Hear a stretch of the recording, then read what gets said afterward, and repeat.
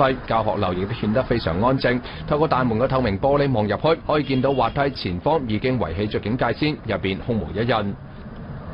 住著喺幼兒園隔離嘅羅先生話俾記者聽，琴日早上9點左右，一名男童突然從幼兒園嘅教學樓墜落，幼兒園內嘅工作人員立即手足無措。9點多鐘的時候發生這個事故，那個小孩子在那個3樓嘛摔下來，然後就他們報警了嘛，好像是男孩子吧，他可能頭部先着地，當場就不行了。他們那老師有些報警，有些就把他直接抱就跑到醫院去了。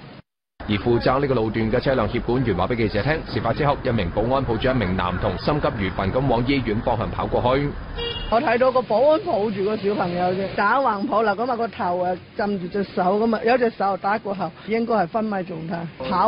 跑步咯。嗱，佢喺呢度走過嚟，咁有個女嘅教師跟住尾，咁就係咁多。應該係從幼兒園出嚟。係，應該係啦，因為佢喺呢度咁橫過呢邊馬路。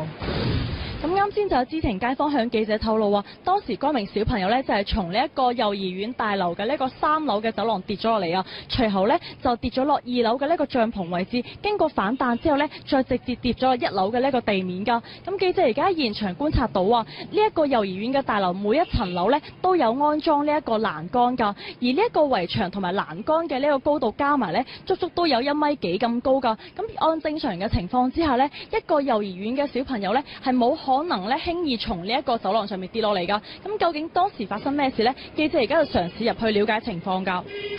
帶住疑問，記者嚟到幼兒園理解情況，但保安就表示，院方負責人目前唔喺幼兒園。主要都係想了解琴日嗰個小朋友咧墜樓嗰個事故嘅，唔知你可唔可以通知下你哋嘅負責人呢？話俾佢知我哋過咗嚟。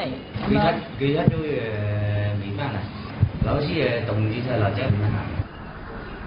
喺記者嘅再三要求之下，保安提供咗負責人嘅聯繫方式，隨後記者立即撥打園方負責人嘅電話，但係就一直都冇人聽。